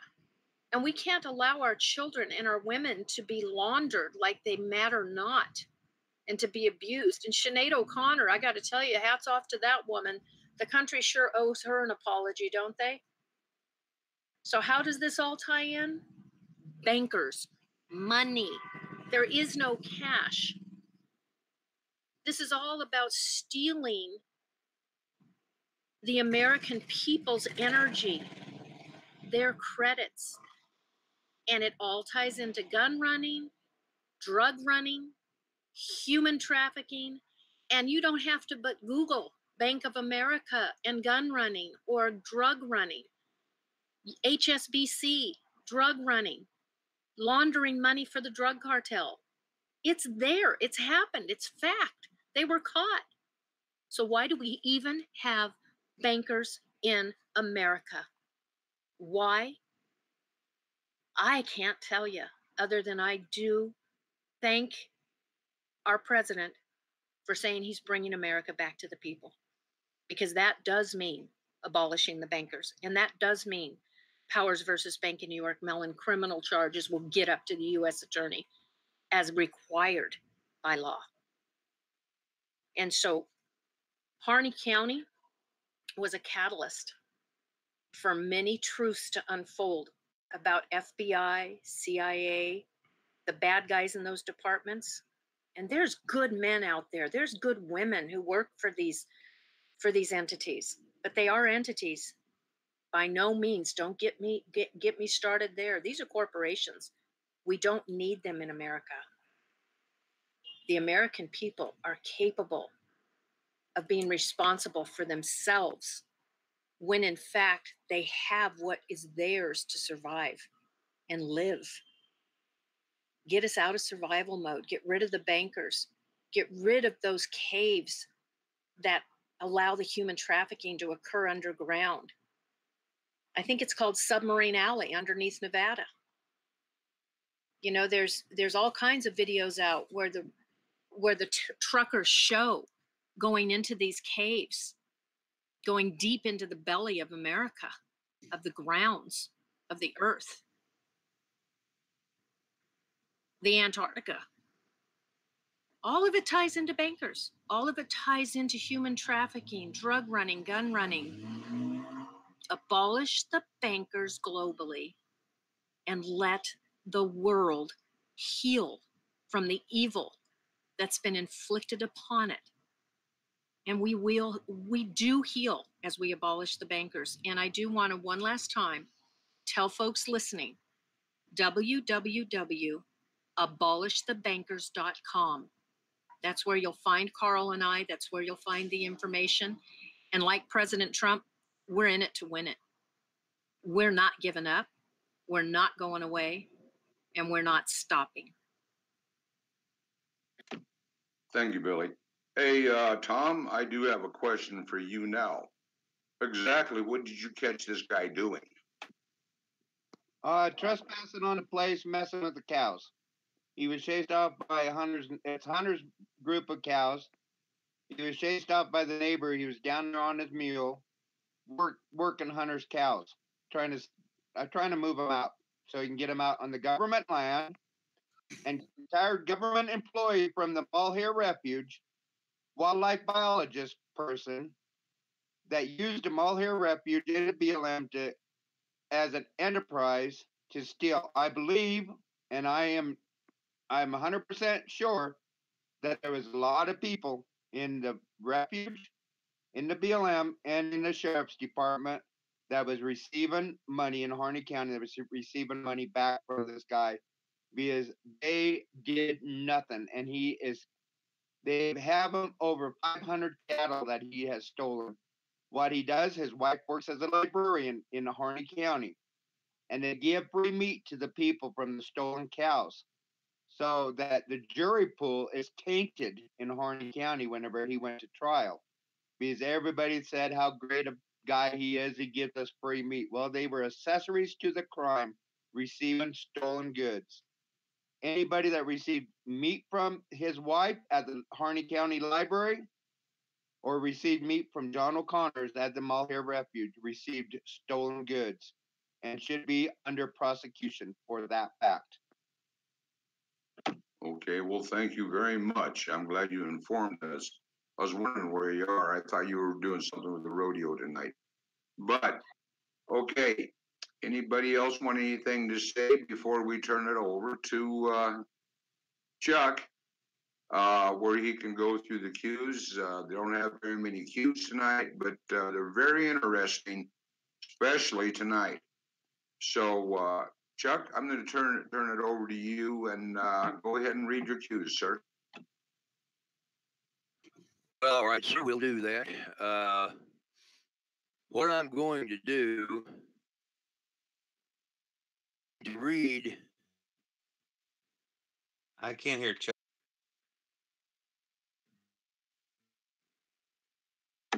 Chuck, we lost you.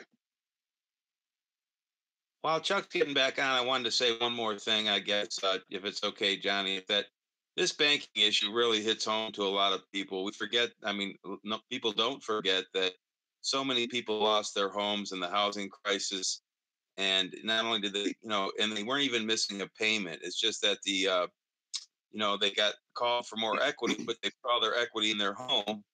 And so therefore, it was a real debacle. And the way George Bush bailed out all the bankers, but didn't do anything for the American people, didn't do anything for their credit rating. It wasn't their fault that they lost their home. Many of these people were making payments and would have continued to make payments. And, had they not allowed so many people to get into houses that they couldn't afford in the first place, the bankers really caused that whole problem. And there was nobody there for the American people when things crashed. And so this is really an issue that really hits home with the American people. When you talk about people losing their homes, there's nothing more that hits home to that. So, this is this whole issue. It really resonates with the American people.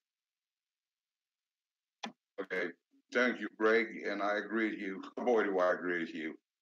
And I hope our listeners take heed to what has been talked about tonight, because America has never had so many homeless people, ever. And it really does, it scares me. So with that, I'm going to turn it back over to Chuck.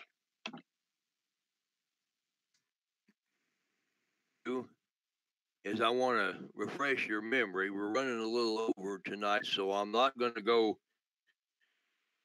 Q. I believe it was yesterday. I haven't had any Qs today. We had one yesterday. But a couple of days ago, I went over some Qs where one of the Qs talked about included a section from the incident having to do with confiscating and freezing assets of those involved in crimes against humanity, crimes against forth, and then excuse me, also a section from the Uniform Code of Military Justice on military tribunals. And then there was a post, 1828, where Q said, one, Showtime, Bruce Orr, Christopher Steele, Bruce Orr, Nellie Orr, Bruce Orr, and then there was a number of kill boxes with nobody in it, indicating wasn't named that was in those kill boxes. Okay. Instructed DOJ to release selects text messages. RR learned of the involvement of Bruce Orr and Nellie Orr. What happens if Rod Rosenstein knew CP FISA? Well, that would make him the fact, not just an accessory after, but an accessory before the fact, which makes him criminally liable. What did Rod Rosenstein under congressional testimony? Rod Rosenstein under congressional testimony refused to answer the question regarding reading of FISA prior to execution. Who signed page 380? Page 389, who signed page 390, 391, and who signed page 392. Now, page 392, if you go back and look at those pages, and you can, was the only one of those pages that was not redacted, and it was Rod Rosenstein that signed that one. But there's several others of these critters, like Andrew McCabe and so on, that signed the other pages, although they're redacted. But out who signed what. Okay, then link to that to the FBI vault that has those pages in it where you can go read that. Is who is one of 4 firewalls? Who signed firewalls? Okay, these people who signed off on this stuff for the firewalls. Okay. Who signed firewalls? FISA, the trilogy. Okay, now he's talking about a trilogy here. Movie number 1, Pull. Plot. Now this is the plot. And let me just tell you before I read it that what he's describing here, ladies and gentlemen, a coup d'etat. Okay, plot. How the intelligence apparatus of the United States in joint effort with our primary foreign allies plus other covert assets as directed by Hussein White House in coordination with Hillary Rodham Clinton and conspired to rig the presidential election of 2016 in an effort to install Hillary Rodham Clinton, frame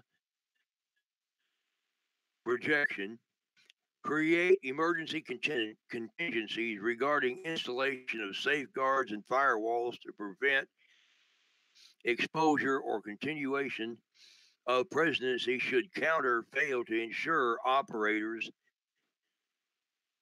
of power, past and present, remain in control and use sources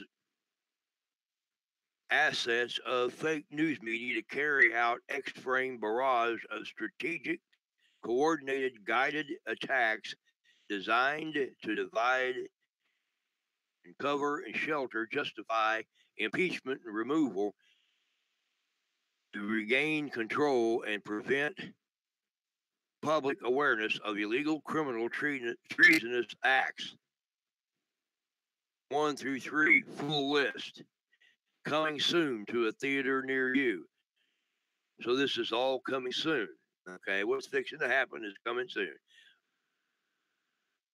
What we just read was movie 1, and it was a coup d'etat against the president of the United States. Okay, that of course has failed. This fall, movie 3 to be announced. Oh, Q. Okay, I want to do is I wanted to bring that one back to mind because the Q we got yesterday, Q1831, and it has a link, which I'm going to go to momentarily. It has a link, reddit.com, awakening board there at Reddit, connecting some dots. And Q says the Great Awakening, Q. Now, what this does is it connects a lot of the dots. This thing played out leading up to the coup d'etat that they've now been that has failed on them, and then here with movies 2 and movies 3, which is coming. Okay. All right. So it reads as follows, connecting some dots. All right. I am passing this on from someone who's connecting some dots with input from sources he cannot reveal. From somewhere, folks, where the sources can't be revealed. Here's what it looks like when all the pieces are sewn together.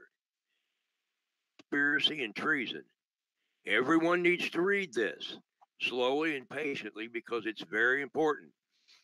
From 2001 to 2005, ongoing investigation into the Clinton Foundation had been impaneled. Governments around the world had donated to the charity, the so-called charity. Okay, now 2001 to 2005, who was in office at that time? George Bush Jr. was in office at that time. On to 2003, none of those donations to the Clinton Foundation were declared. Now, you would think that an honest investigator would be able to figure this out. Over this investigation in 2005. And James, guess who was transferred in Internal Revenue Service to run the tax exemption branch? Yes, none other than Lois. Be on the lookout. Isn't that interesting? It's a series of strange coincidences, right? Guess who ran the tax division? The Department of Injustice from 2001 to 2005. Then the Assistant Attorney General of the United States, Rod Rosenstein. Director of the Federal Bureau of Investigation during this time frame. Just an anomaly in statistics and chances. But what do all four casting characters have in common? They all were briefed and or were frontline investigators into the Clinton Foundation investigation. Another coincidence, right? 2009, James Comey leaves the Justice Department. Again, at Lockheed Martin, the State Department, official government business, on her own personal email server. One issue comes to the attention of Hillary. Okay, like all good public servants do, supposedly, looking out for America's best interest, she decides to support the decision and approve the sale of 20% of U.S. uranium to none other than the Russians. Now, you would think that this is a fairly straight up deal, except it wasn't. America got absolutely nothing out of it. To the sales approval, none other than Bill Clinton goes to Moscow and gets paid $500,000 for a 1-hour speech, then meets with Vladimir Putin at his home for a few hours. Okay, no big deal, right? Well, not so fast. Had a mole inside the money laundering and bribery scheme. Was the FBI director during this time frame. Yep. A uranium sample to Moscow in 2009. Who was handling that case within the Justice Department, Attorney's Office in Maryland? None other Steen. And what happened to the informant? The Department of Justice placed a gag order on him and threatened to lock him up if he spoke out about it. Percent of the most strategic asset of the United States of America end up in Russian hands when the FBI has an informant, a mole, providing inside information to the FBI. Very soon after, proved $145 million in donations made their way into the Clinton Foundation from entities directly connected to the Uranium One deal. Guess who was still at the Internal Revenue Service working the charitable division? None other. Okay, that's all just another series of coincidences. Nothing to see here, right? Let's fast forward to 2015. Tragic events in Benghazi, and after the 9 investigations, the House, Senate, and State Department, Trey Gowdy, who is running the 10th investigation as chairman of the Select Committee on Benghazi, discovers the State Department on an unclassified, unauthorized outlaw personal email server. He also discovered emails had been turned over when she departed her public service as Secretary of State, which was required by law. He also discovered that there was top secret information contained within her personal archived email. Sparing you the State Department's cover-up, the delay tactics that were employed, and the outright lies that were spewed forth from the necks of the Kerry State Department, we shall leave it with this. They did everything humanly possible to cover for Hillary. Guess who became the FBI director in 2013? James Comey, who secured 17 no-bid contracts for his employer, Lockheed Martin, with the State Department, and was rewarded with a $6 million thank you present when he departed his employer. How all these no bids just went right through its state, huh? Now he is FBI director in charge of the Clinton email investigation after, of course, his FBI investigates Lois Lerner matter at the Internal Revenue Service and exonerates her. Nope, couldn't find any crimes there. In April 2016, James Comey drafts an exoneration letter of Hillary Rodham Clinton. Meanwhile, the Department of Justice immunity deals like candy, and they didn't even convene a grand jury. Like a lightning bolt, a statistical impossibility, like a miracle from God himself. Thanks to Comey, James steps out of an awaiting press conference on July the 8th of 2016 and exonerates Hillary from any wrongdoing. Do you see the pattern? Rosenstein becomes Assistant Attorney General.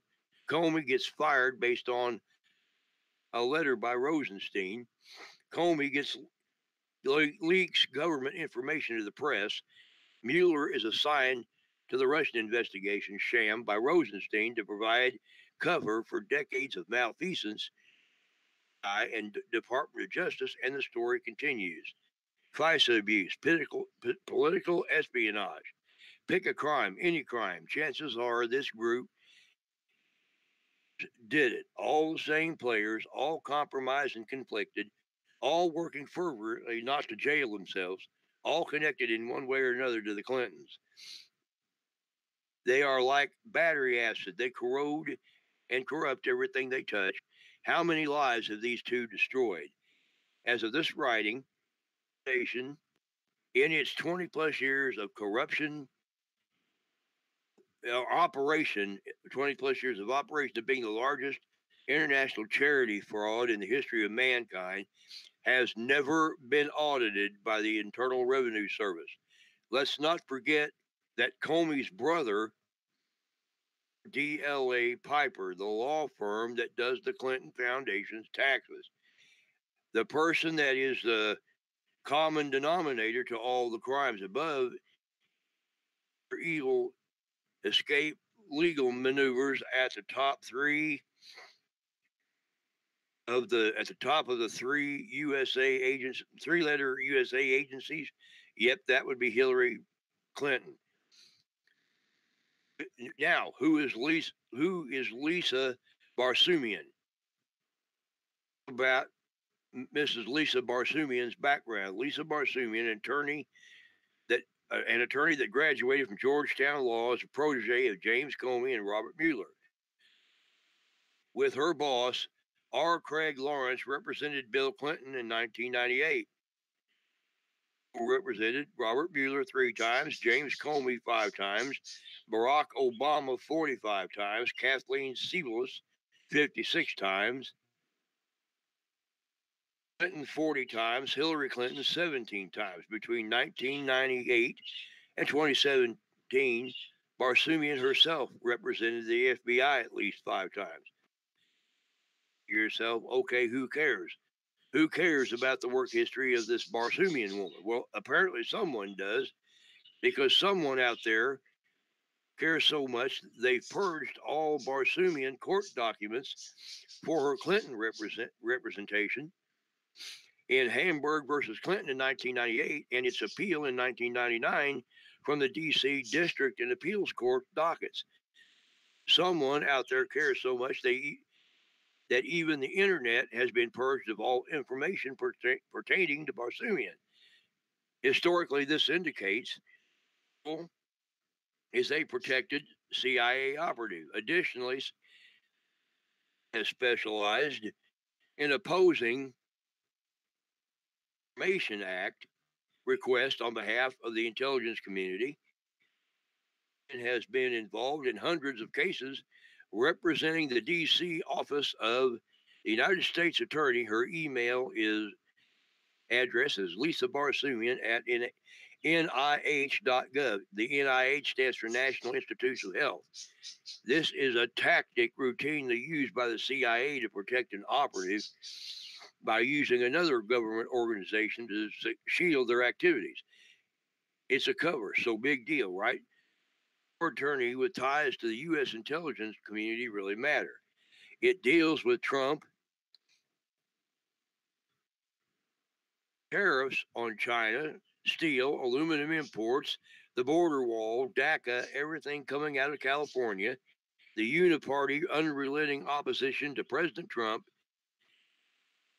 the Comey leaks, Attorney General Jeff Sessions' recusal, and subsequent 14-month nap with occasional forays into the marijuana legalization mix. And last but not least, Mueller's never-ending collusion between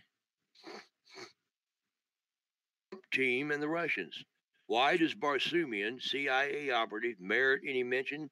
Because, drumroll please, Attorney General Rod Rosenstein's wife. You see how the web Heather, and you can also see, after hearing all of that information, ladies and gentlemen, says we have it all.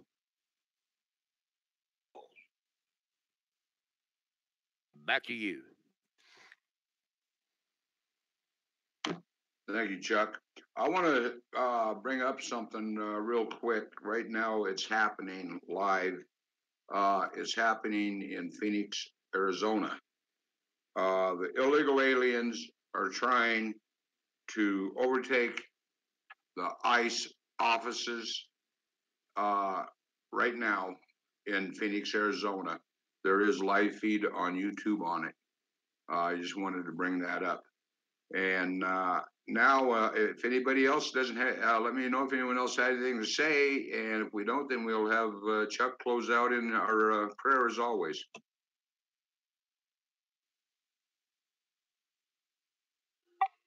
If I might, I'd like to address one matter that we haven't discussed tonight.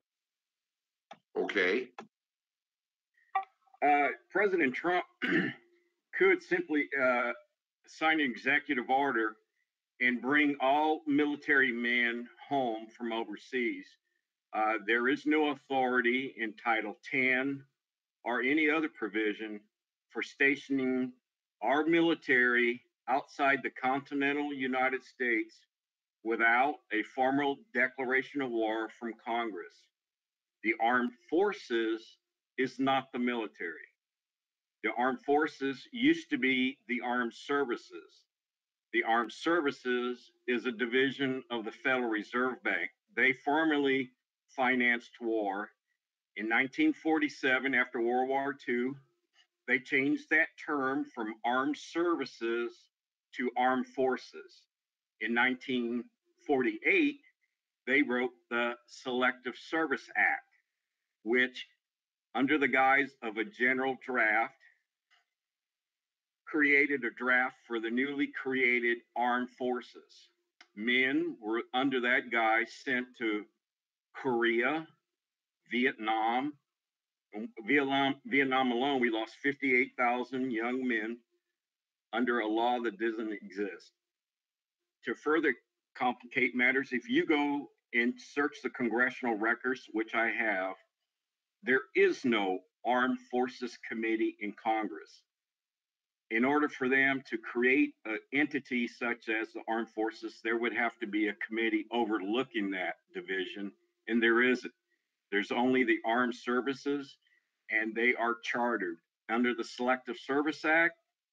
Section 6G clearly states, without a formal declaration of war from Congress, the men in the military are not to be sent outside the continental United States or stationed at any military base outside the continental United States. Now, President Trump, with simply an executive order, could bring back all our precious men and women in the military and end this. Furthermore, if we are, as a people, are successful in repealing the entire banking system, that would get rid of the armed services and the armed forces, and there would no longer be any guise of authority to send our precious men and women in the military into harm's way outside the continental United States, being paid as mercenaries.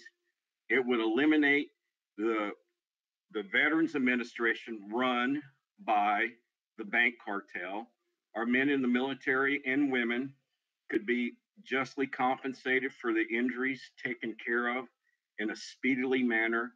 This is something that needs to be done. We're having men and women separated from the families, getting killed in hostile countries with absolutely no authority at all. And I think President Trump, if he were to be made aware of this, he could, and he probably would, sign an executive order and bring our men in the military home. Simply, that it would be that easy. Okay, I'm going to respond to that. Like I said, and I'm not disrespecting your opinion because everybody has their opinions. I am a Vietnam vet.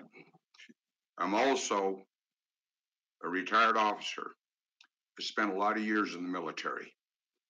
We have contracts with countries that when they ask for our help, we help them. It's all part of out of wars and stuff, people that stood with us.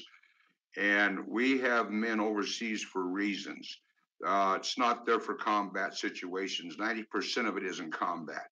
We have bases all over the world, and they're strategically set for a reason.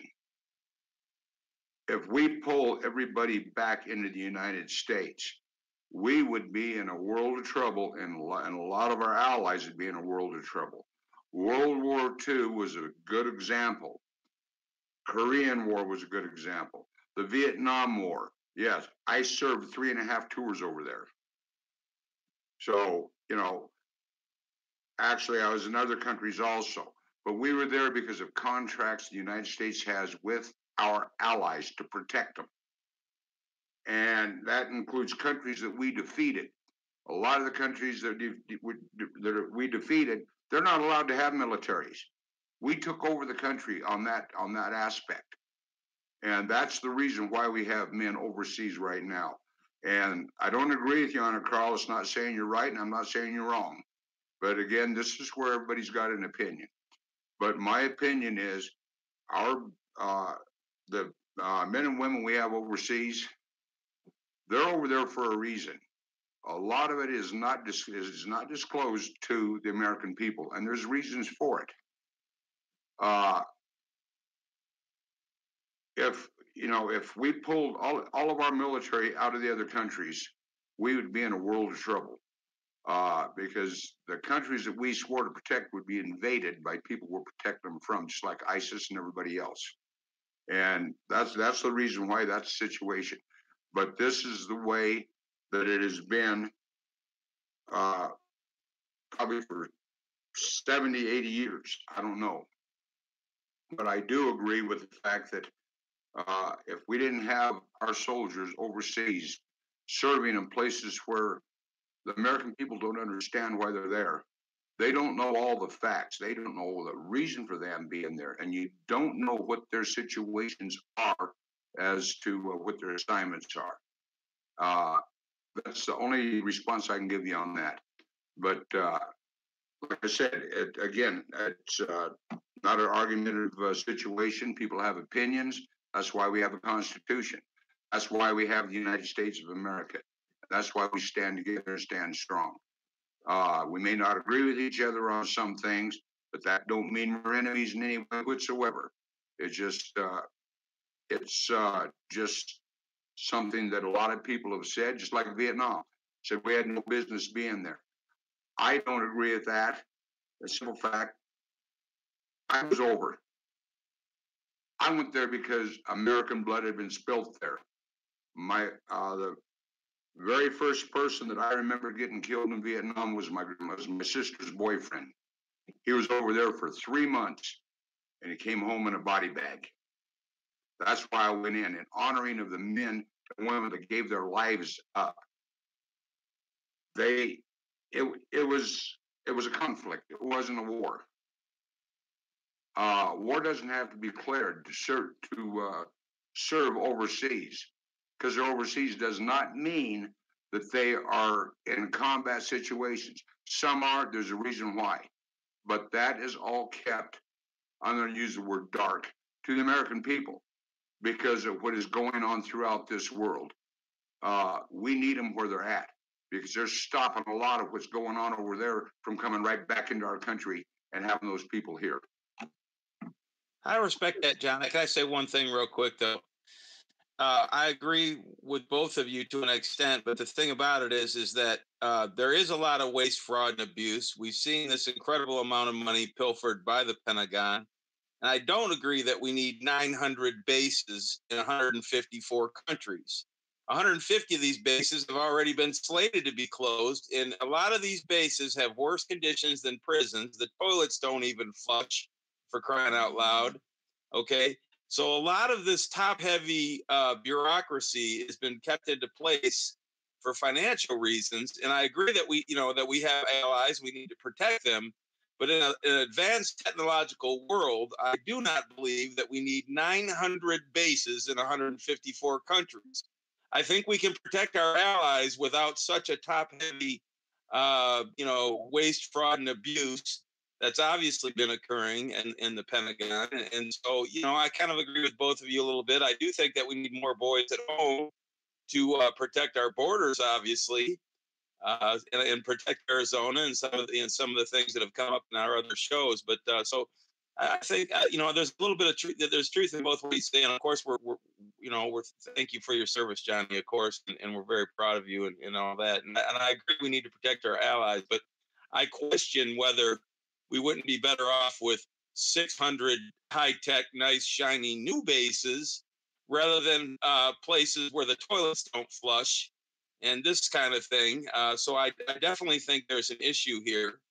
But and another thing on the Qs I would like to mention is that I'm kind of glad that Q dropped this, because all these conflicts of interest that he's bringing up about James Comey are in American watersheds, where I detailed his relationships with McDonnell Douglas, with HSBC Bank, with all the conflicts of interest of James Comey. And this came out before Trump was elected. I predicted the Trump election. I predicted the human trafficking scandal.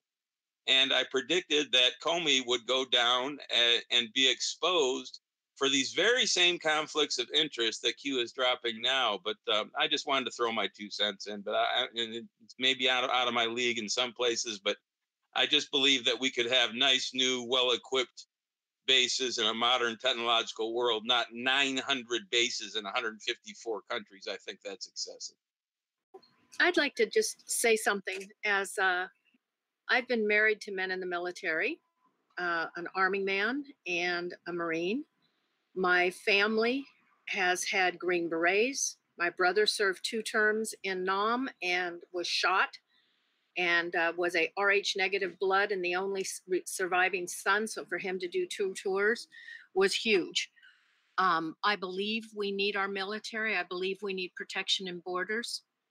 And I believe that this whole show has come full circle to the one thing that will heal everything we're talking about here, because when 70% of the wars or more are about money, what it controls it is the bankers. We abolished the bankers, and so much of this is gone.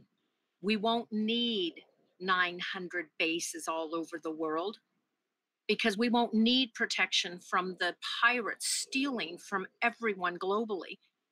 When we get back to where we're actually protecting our neighbors and protecting each other from criminals on the streets, think about how many criminals there are because they have no way to make a living, because they have no funds, because they're hooked on opioids and drug running and human trafficking. When you take a man and give him a life, he no longer needs to take the life of another. My 2 cents, abolish the bankers, and this whole conversation will take a complete change. And Johnny, thank you for your service. And as a woman, again, who comes from a family full of military, my sister was on the first Marine softball team. She passed away in 2010, and I still have her mitt and her catcher's mask. And I can tell you that the military personnel around this world deserve more respect and deserve our love and support. But like was just said, I have 2 sides of this coin. Many of our wars are because of the bankers. Let's get rid of them and protect the people, not from the bankers, but from that which is common sense needed. Thank you. Thank you, Bill, and thank you and your family for your services also. I'm very avid on how America should be protected. I laid in a Letterman General Hospital, Presidio, San Francisco, for a year after I got shot down. I was a gunship pilot. My son died in Desert Storm, and he told me before he left, and it's always been burned in my brain. My son told me before he left, he says, "Dad, this is my 3rd tour." He says, "I know I'm not coming back." He says, "But a lot of my friends have already died over there. And I believe that if we don't stop these people over there, they're going to be over here." He said, "If I do," he said, "if I don't come home," he says, "I don't want you to mourn me." He said, "I want you to remember the times we had together and the love we shared and the good times. And remember above all that if I die, I am giving to my country what I believe in." And I'm going to leave that with that, but that is his exact words. And I'll never forget him as long as I live. And I'll always honor him, because to me, he was not just a hero. He didn't die for his family, he died for his country. But to me, he'll never die, because his memory will live in all the minds and the hearts of his friends and family and the people that knew him and loved him. And that's the same with any veteran that is here in the United States or anywhere in the world. They had family that lost their loved ones. It's one of the things of war that people don't realize. The military isn't a peaceful military. You're trained to kill. You're trained to protect the Constitution. You're trained to protect the flag that flies over America. And with that, I'm going to turn it over to Chuck for the closing prayer. All right, sir. Lord Jesus, we come before you at this time to thank you, Lord, for this another opportunity that we've had to come here and do this great work that we are trying to do for our country, for the American people, We thank you, Lord, for the opportunity that we've had to try to do everything that we can to help Renee with her situation and others that are in her situation. And we pray that our efforts will be rewarded. We thank you, Lord, we ask you, Lord, for your blessing upon us and upon this work. And we thank you, Lord, for being here with us throughout it all. We ask you to continue with us now throughout this night and into the coming days. Continue to guide us, guard us, and direct us, and draw us ever closer to one another and ever closer to thee. For we do ask it in Jesus' name. Amen and amen. Amen. And so it is. Amen. Now, we're going to be quiet on the step for a minute. Thank you for tuning into the United Constitutional Patriots radio show. Our next show will be on Friday at 6 p.m. Mountain and 5 p.m. Pacific. And I want to thank all your Patriots and for listening to our show, and have a great night. And thank you.